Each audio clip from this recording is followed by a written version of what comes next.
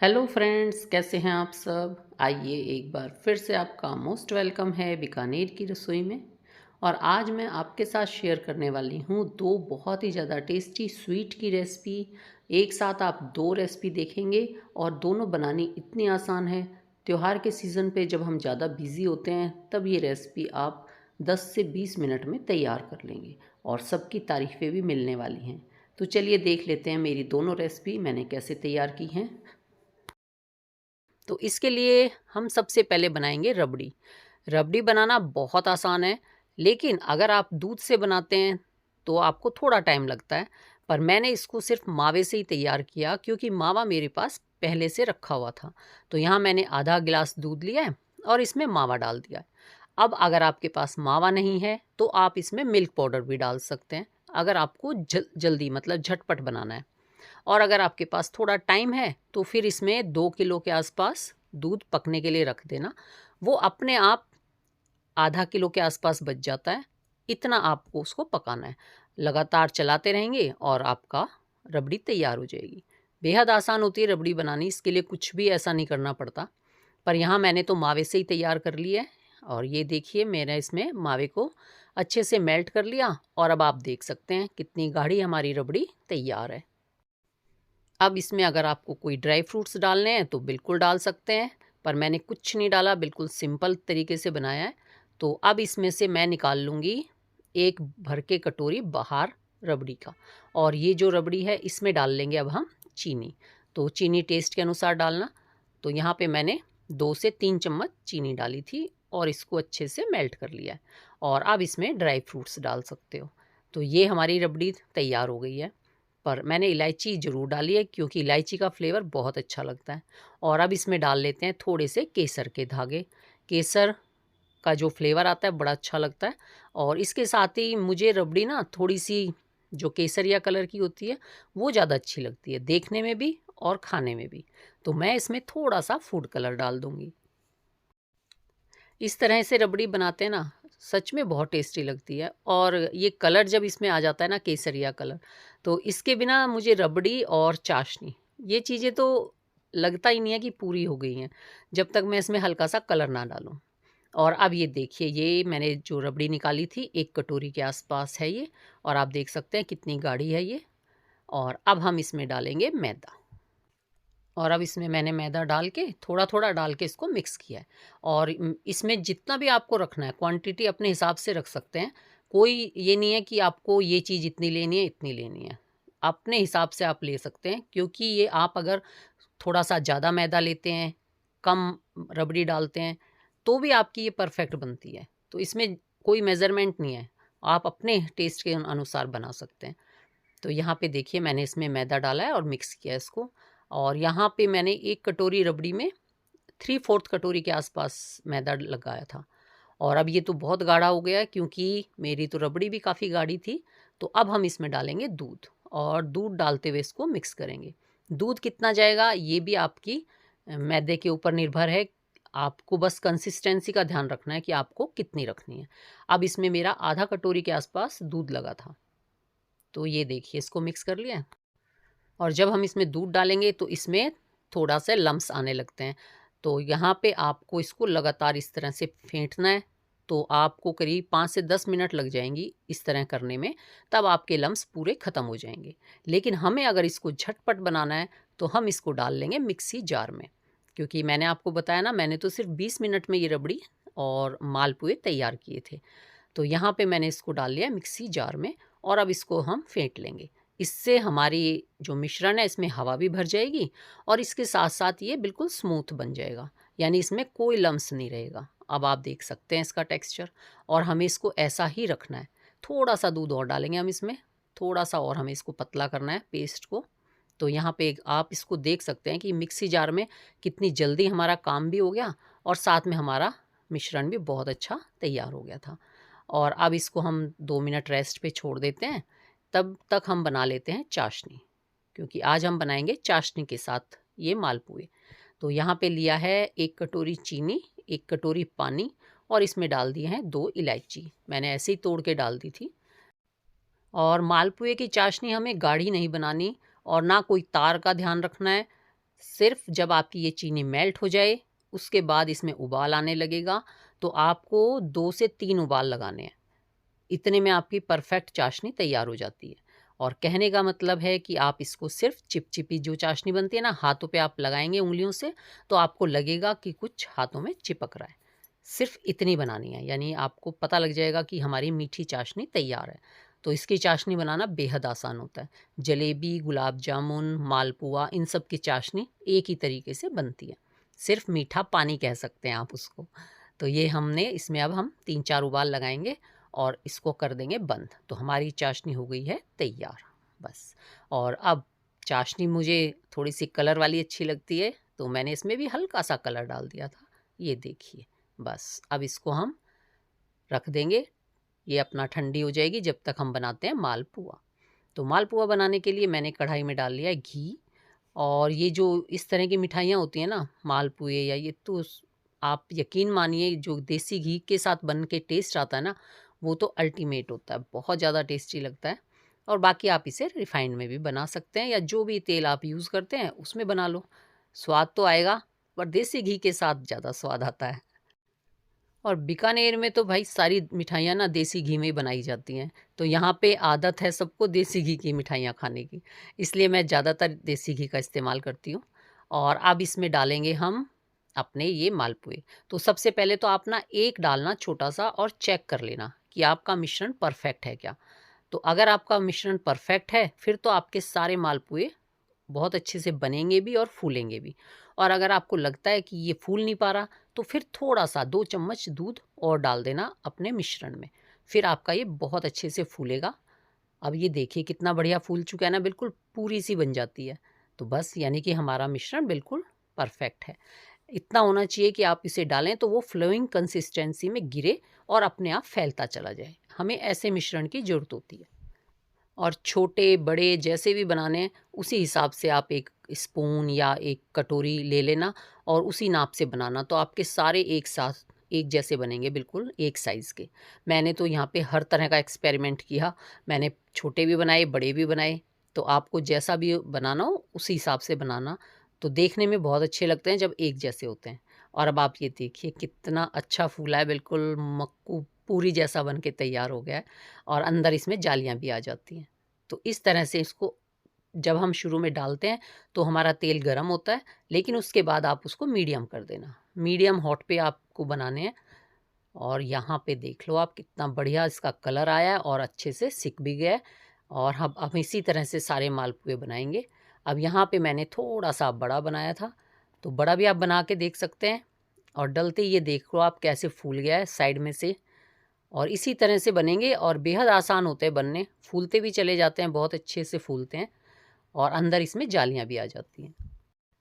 और इसको डालने के बाद इसके ऊपर थोड़ा-थोड़ा तेल डालते रहेंगे, तेल, घी जो भी आपने लिया है। और इसको ऊपर से भी थोड़ा-सा सिकने देंगे। इससे क्या है, ये फूल भी जाता है और अच्छे से सिक भी जाता है। इसके बाद हम इसको पलट देंगे। आराम से पलटना है, कहीं घी इधर-उधर ना आ जाए। और बस फिर दोनों तरफ से बढ़िया से इसकी सिकाई करेंगे मीडियम आँच पे। तभी ये अंदर तक सिकता है, वरना अंदर से थोड़ा कच्चा रह जाएगा।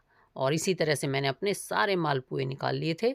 बनाने में तो आपको पता ही चल गया कितने आसान हैं और देखने में भी कितने अच्छे लग रहे हैं, बिल्कुल अच्छे से फूल जाते हैं। और इसको निकालने के बाद मैंने इस तरह से दबा के सारा जो घी अंदर होता है इसमें, वो भी सब निकाल दिया था। तो थोड़ा सा दबाते हुए दूसरी स्पून से इसका घी भी आप निकाल देना। और बस इसी तरह से अपने सारे मालपुए हम बना लेंगे। अगर आप लोगों को मेरी ये होली स्पेशल रेसिपी पसंद आए तो प्लीज़ वीडियो को लाइक ज़रूर कर देना। और इस टेस्टी और आसान सी रेसिपी को अपने फैमिली फ्रेंड में शेयर भी ज़रूर करना। और अगर पहली बार आए हैं बीकानेर की रसोई में, तो चैनल को सब्सक्राइब भी ज़रूर करना। बिल्कुल फ्री है, आराम से आप कर सकते हैं। और हाइप का ऑप्शन भी आता है, तो प्लीज़ हाइप भी ज़रूर करना। और इसके बाद इसका घी इस तरीके से ज़रूर निकाल देना। और ये देखिए कितने अच्छे मेरे ये रबड़ी वाले मालपुए बन के तैयार हुए हैं। अगर आपने यहाँ पे थोड़ा सा मीठा साथ के साथ डाल दिया होता, तो आपको इसमें चाशनी की भी ज़रूरत नहीं पड़ती। ये खाने में बहुत ज़्यादा टेस्टी लगते हैं। और अब हम इनको डाल लेते हैं चाशनी में। चाशनी अगर ठंडी हो गई है तो उसको हल्की सी गर्म कर लेना, ज़्यादा गर्म मत करना, सिर्फ हल्की सी गर्म। और मैंने ये अब सब डाल दिए हैं इसमें। और इसको 2 मिनट इसमें छोड़ दूँगी। 2 मिनट में ये सारी अंदर तक मीठा हो जाएगा और इसका टेस्ट और ज़्यादा बढ़ जाएगा और बिल्कुल सॉफ्ट हो जाएंगे। पर हाँ, ज़्यादा गरम मत डालना, चाशनी नॉर्मल रखना, हल्की सी गरम। वैसे तो ये मिठाई ऐसी है, आप इसे होली नहीं पूरे साल जब मन करे तब बना सकते हो और होता भी है, हम साल में कई बार इसको बना के खा लेते हैं।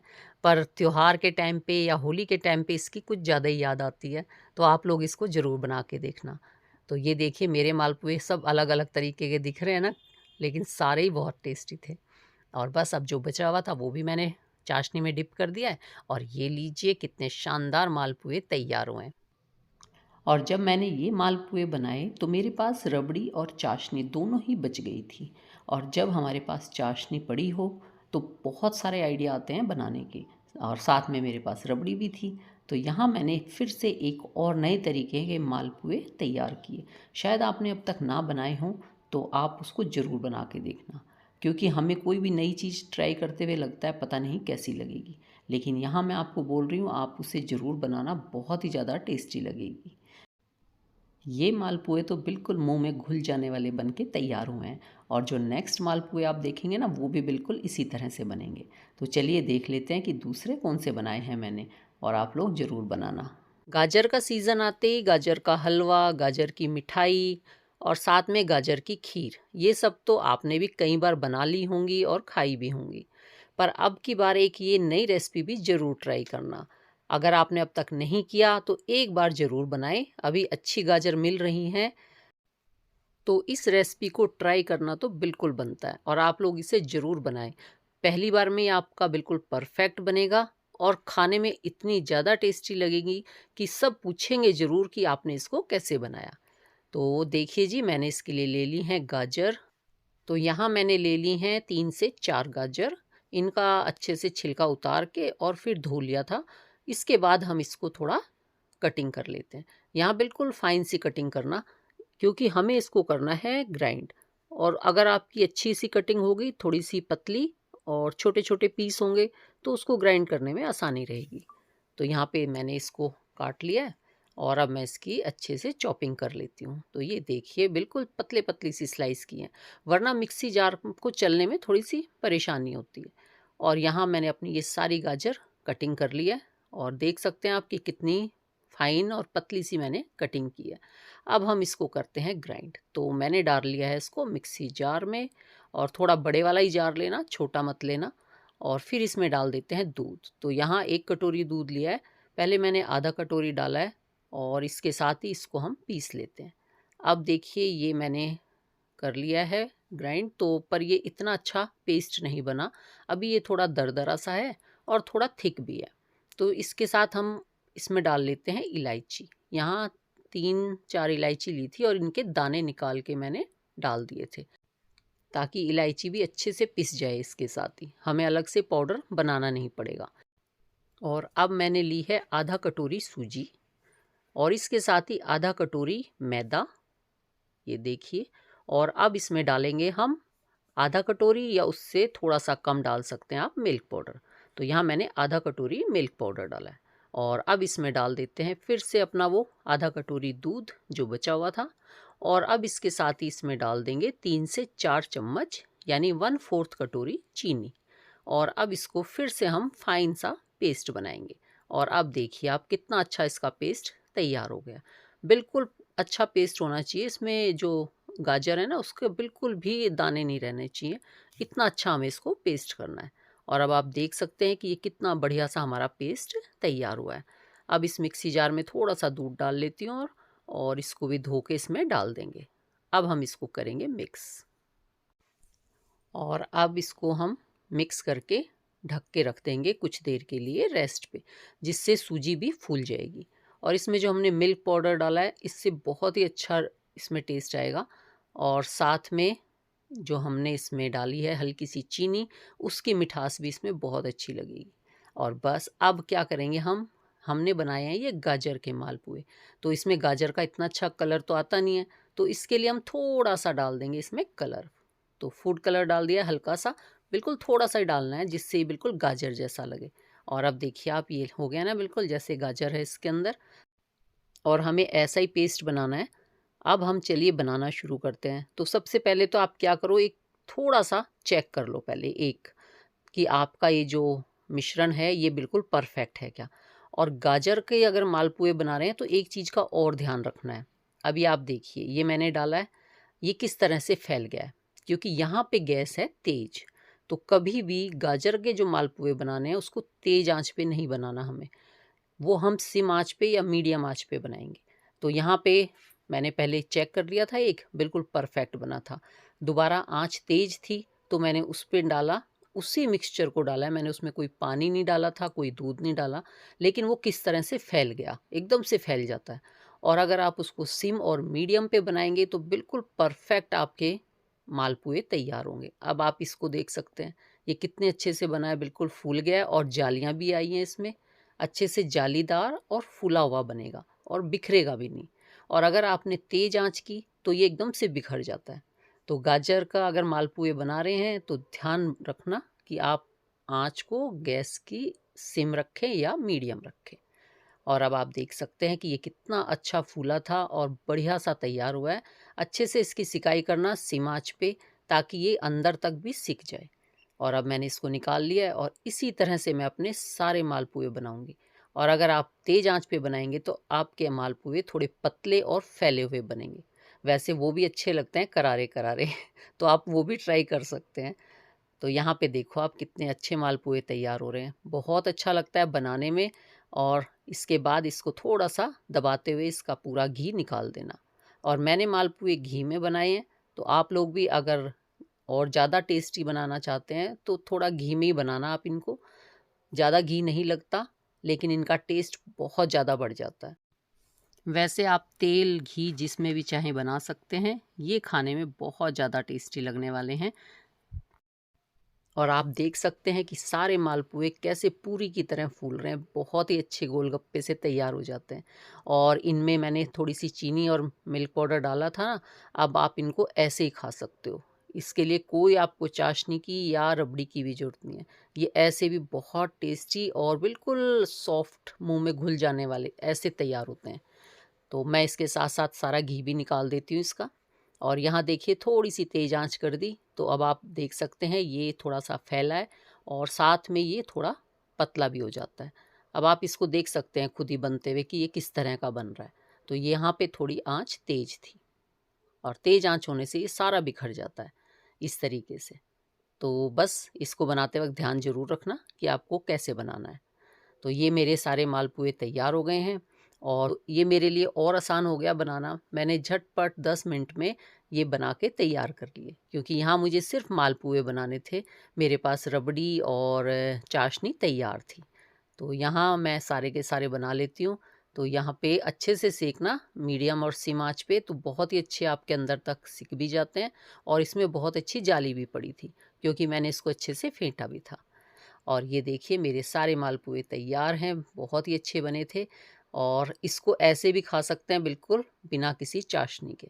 और यहाँ अंदर तक इसमें पूरी जाली भी पड़ी है और अच्छे से फूल के ये सिके भी हैं। तो चलिए अब मेरे पास जो चाशनी बची हुई थी उसको हम इसमें डाल देते हैं, डिप कर देते हैं। और चाशनी गरम कर लेना हल्की सी, हल्की गरम करना, ज़्यादा गरम मत करना। और अब इसके अंदर इसको डिप कर देते हैं और इसको छोड़ देंगे करीब 2-3 मिनट के लिए, ताकि अंदर तक इसमें रस आ जाए। तो यहाँ पे छोड़ देते हैं इसको। होली के टाइम पे इतनी सारी मिठाइयाँ बनाते हैं, लेकिन उनमें ये मिठाई सबसे जल्दी बनने वाली है। तो अगर आप होली के टाइम पे ज़्यादा बिज़ी रहते हैं तो आप ये वाली मिठाई ज़रूर ट्राई करना। झटपट बन जाएगी और खूब सारी भी बना सकते हो आप इसको। मेहमान भी खुश होंगे खा के और आपको भी अच्छा लगेगा कि आपने इतने आराम से इसको तैयार कर लिया।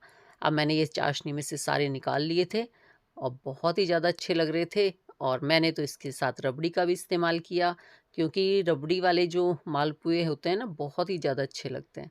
तो ये लीजिए, अब इसको आप खा के देखिए, सच में बहुत ही ज़्यादा टेस्टी बने थे। बिल्कुल मुँह में घुल जाने वाली रेसिपी तैयार हुई थी। आप लोग इसे ज़रूर ट्राई करके देखना। तो ठीक है जी, बताइएगा ज़रूर कि आपको ये रेसिपी कैसी लगी और ये गाजर के मालपुए ज़रूर ट्राई करना। गाजर के ये मालपुए देखने में जितने अच्छे लगते हैं, खाने में उससे भी ज़्यादा टेस्टी हैं। तो ठीक है जी, आप लोग भी इसे जल्दी से बनाएँ और एन्जॉय करें। हम लोग फिर मिलेंगे किसी नई वीडियो में, नई रेसिपी के साथ। तब तक take care, bye bye. Thank you for watching. हर हर महादेव।